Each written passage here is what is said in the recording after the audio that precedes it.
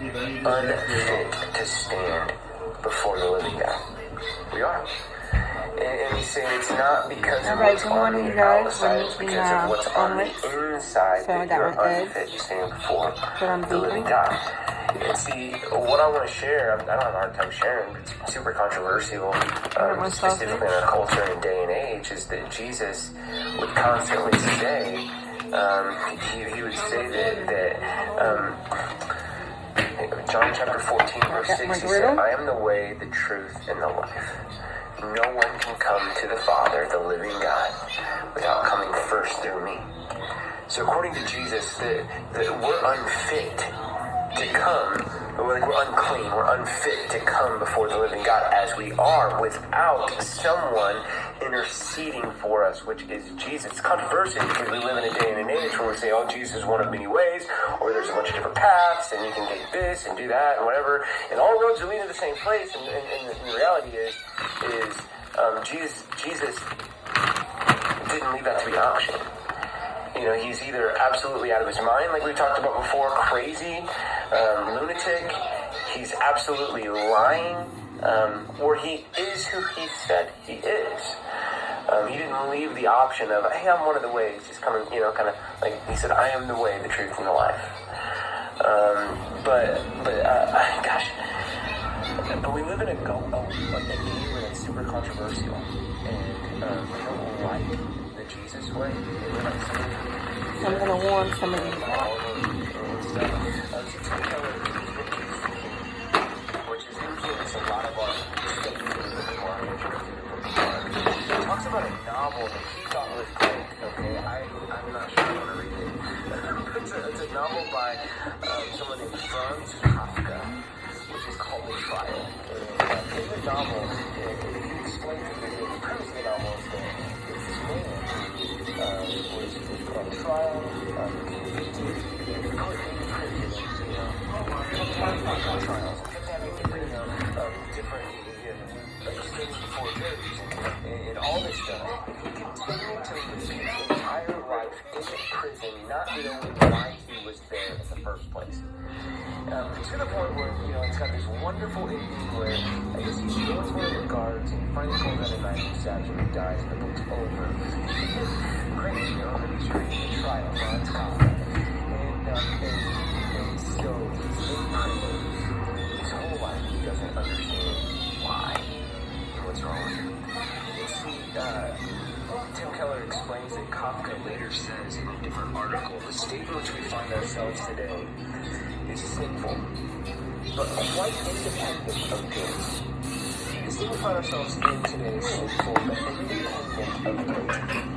And Keller goes on to say, and paraphrase it, and kind of explain what he thinks he's getting at in this. He says, in other words, we live in a world now where we don't believe in judgment, we don't believe in sin, and we still feel that there's something wrong with us. Kafka was really on something.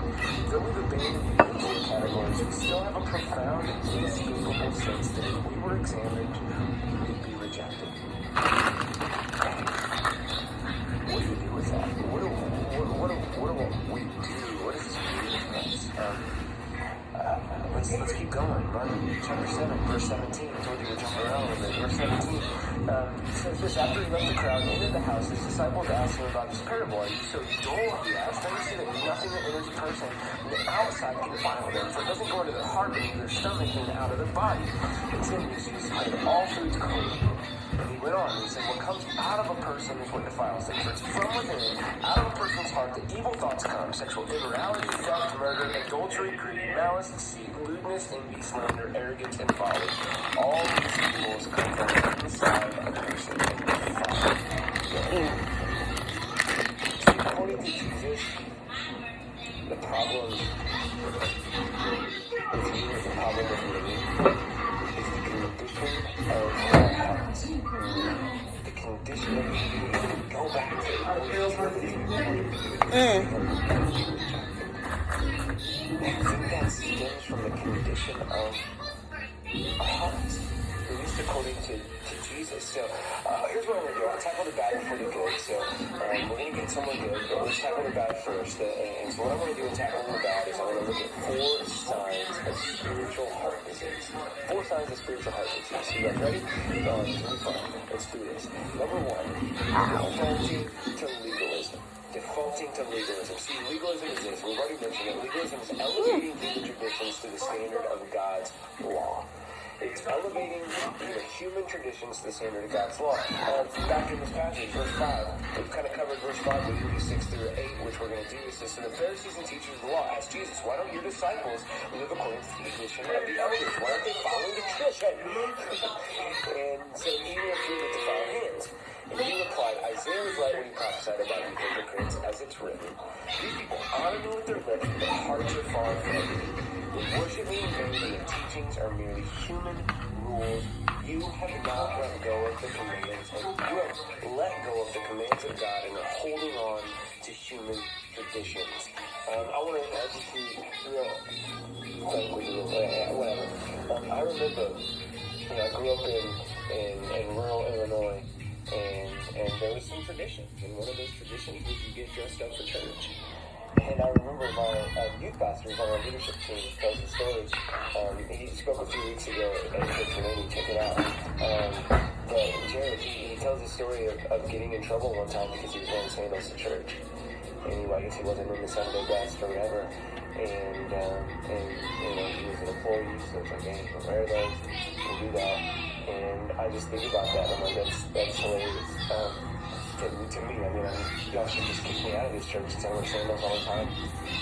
But I'm not, I mean, there's something that's good. It's this idea, the heart is to give God your best.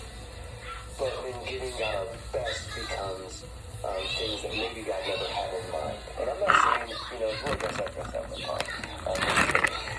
And if you're for that, that's fine. I mean, I can sympathize with you, be with you, and stuff like that. But I don't think that's necessarily what God had in mind. Okay, let's go to this one real quick. Kelsey and I were looking at a venue for our wedding. Whenever we were about to get married, and there was a church that we were looking to have our wedding at, but we learned that there would be no dancing at our reception if we used this church because dancing would be old. And so in the spirit of not, having promiscuity, lust, sexual immorality, all these other things like surfing is kind of like, okay, we're drawing the line the hard line of dancing, and some of dancing, and stuff. We actually did have a wedding somewhere else. But there's some good news. Because I think there's a good heart there. In a lot of this. I don't necessarily. I used to. Why? There's a good heart with a lot of human traditions and things that we do. I mean, think about it for a second. I think seatbelts and helmets are a good idea. They save your lives and stuff. But ultimately, the idea is that through legalism, through elevating these human traditions, over time, we can make them more important than things God's actually asking out of us. Sometimes it burns my mouth when I use the straw. No, burn all the taste buds off my tongue. That's not how it works. That's not how it works. You're supposed to brush your tongue. I think that doing the right things and not doing the right things. I'm just saying, certain mouthwashes burn my tongue. Great.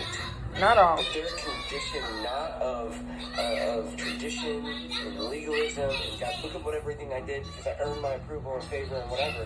I think that what Jesus is saying is that doing the good things and not doing the bad things are the condition of a heart that's been changed from the inside out, not the outside in through legalism. So hopefully that makes sense. Write something on your connection card if you need more clarification. Number 2, defaulting to legalism. Number 2, searching for loopholes. Oh gosh, this is very cool. And so verse 9 in this passage says this, and continued, you have a fine way of setting aside the commands of God in order to observe your own traditions. For Moses said, honor your father and mother, and anyone who curses their father and mother is to be put to death. And so what's happening here is they have this term called Corbin, which I talked about a few weeks ago as I kind of glazed over this passage in relation to another passage. But they had this thing called Corbin, and Corbin, what it meant was just a term for the day that something is devoted to God, which in this case it was their wealth is devoted to God. Josh, I'm gonna just make scrambled eggs. They would honor their father and mother, which meant that they would take care of them. And anyone knows that taking care of aging parents takes a little bit of wealth in the later years. So that they would take care of their father and mother by honoring them. And what they were doing was they were devoting their wealth to Corbin. They were devoting their wealth to God. And they would say, no, I can't, Mom and Dad, I can't give you my wealth because I've devoted it to God. And Jesus is saying, no. You're neglecting the actual commandment of God to keep your tradition. You know, you trying to find a loophole in this. You try to find a loophole in actually following my commands and everything. And honestly, side note, that's actually what taking the Lord's name in vain means, is attaching God's name to something that he wants nothing to do with. Attaching his name to something he wants nothing to do with. We make it like, oh my God, I said, whatever, I think that may be disrespectful and whatnot, but it's really taking the Lord's name in vain is attaching his name to something he wants nothing to do with. And that's what they were doing through Corbin. And so, what does that look like for us? I mean, if you work with teenagers in ministry, the golden question is, well, how far is too far, right? Like before boyfriend or girlfriend or something like that, just the question always gets asked. And for us, I mean, we ask the same question, but we ask it in relation to alcohol or substances, or we ask it in relation to taxes, and what you money or put there, etc. And then we get down roads where was that passive, was it not passive, was it a prayer request, or what was it? I mean, we get to that. And even to the point where we look for loopholes, around things like giving and generosity, right? And I mean, because the loophole for that is like, well, Jesus didn't mention tithing. I mean, Jesus didn't talk about this, but I mean, Jesus, didn't ever make anything easier. I mean, he did.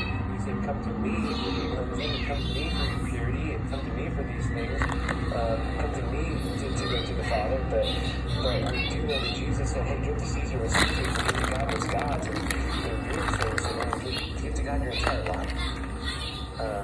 And finances are part of that. So I think that sometimes we look for loopholes to get out of things, and I think that those loopholes and searching for loopholes is a sign of the condition of our heart, and a sign that we may have spiritual heart disease when it comes to that. This is fun, isn't it? Number 3, filtering Jesus through politics. Filtering Jesus through politics. That's a good one, right? I don't know if you've ever used a filter before, if you get on Instagram or anything else, but filters where you kind of have to shoot the photo the way you want it. You put like a certain color scheme or something over the top of it. I used to get your Snapchat filters and do like, cat faces and other stuff. But even at church communities, I like to use the filter of Cali for a lot of things, and we should have a filter coming up on my screen right now. Maybe. But you know what this is, filtering Jesus through politics. It means that we come to our scriptures, we come to Jesus with the lens of our political bias over it all, right? I mean, we live in a day and age of political division where we literally have news stations selling us garbage, okay? And we know, I'm not knocking one side or the other. Don't hear a bias out of me. I'm condemning it all, okay? All of it's garbage. Everybody knows that, you can get in their ratings if you just, put up drama. And so we've got this drama, and people are getting so heated and so into their echo chambers and their camps and their biases and whatever with that. And I'm just saying, don't filter Jesus with your political bias. That's junk. That's garbage. He will not stand for it and be about it. I love what Keller says once again when he when he's talking about, he's referring to a book written in World War II by a woman named Dorothy Sayers, who wrote this book called Creator Chaos. And she said this. Sayers said that over the previous century or more, politics had operated on the following basis. What was wrong with the human society was not in the heart, not in the human heart. It lacked social structures, lack of education, it was a lack of applying what we know through science. Therefore, if we just fill these gaps, human society would achieve greatness. But modern history is littered with disillusioned people who thought capitalism would make us better or socialism would make us better. The sins of the human heart just express themselves differently in each of these systems. See, Jesus isn't going to be filtered through your hot talking points on Fox News or CNN. He's not going to be filtered through that. I mean, he's just not. I mean, I want to kind of like, he said something really good about this. I was listening to the Kerry Newhoff podcast. It's a leadership podcast where he was on it recently. And I don't even know how they got there, but Tim Keller was talking about how as far as he can see when he reads the scriptures, as far as he can see when he gets before Jesus through his word, he can see that 4 hot topics in today's culture are near and dear to the heart of God and his followers. Number 1, talk about sexual morality. And number 2, he talked about abortion and that being near and dear to the heart of God. Number 3, he talked about racial reconciliation, being near and dear to the heart of God. And then the last one, he talked about caring for the poor and the marginalized. He was saying the last time I checked, so I saw two major political parties in this country, and he's like, our temptation, if we're not careful in the church, is going to be to elevate 2 and downplay 2. To elevate 2 and downplay 2. He's like, I think we can be a pretty healthy church if we can hold all 4 of them out before people. I thought that was really good. I gotta be honest, y'all. Pray for me. It's tempting. I mean, it just is, because I know that so many of us carry these political biases in. You filter Jesus through that political bias, and all you gotta do is turn me off right now. You're like, well, I don't like politics. What he's talking about, you know, and that's the world we live in. I mean, my temptation is to shy away from things. I don't want to ruffle some feathers. I'm a people pleaser. I just am, but I've had to wrestle with Paul in Galatians chapter 1, verse 10, and he says, man, am I trying to please people, or am I trying to please God? If I was still trying to please people, I wouldn't be doing this, or be a servant of the living God. So, man, hear me on that. So, number 4, last one, is riding the cultural lazy river. Riding the cultural lazy river. Let me be clear, I love lazy rivers. I do. Can't wait to take my hands around and get one on one. And I grew up around a place where we actually didn't have, we didn't use a lazy river, but we got on inner tubes and floated down real rivers. I mean, even to the point in college where we would have people drop us off at certain points and be like, hey, we'll let you know where we're at in 3 hours, and pick us back up. And we'd just go for a long time, and it was fun. And because you don't know how fast the river's going and where it's going to take you, the whole thing, and you just kind of like, just give them, I'm at the corner of wherever, can you come pick me up later on? And it was a blast. But let me explain this one, because we've already covered in talking about this that we know that something's wrong with us. That if we were to stand before, things that are judged, that we'd be rejected. That's what we talked about.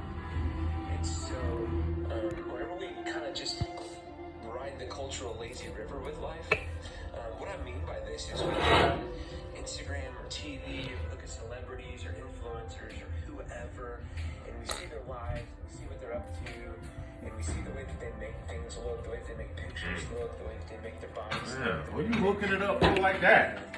Huh? You better stop so I'll show you on the camera. Show me.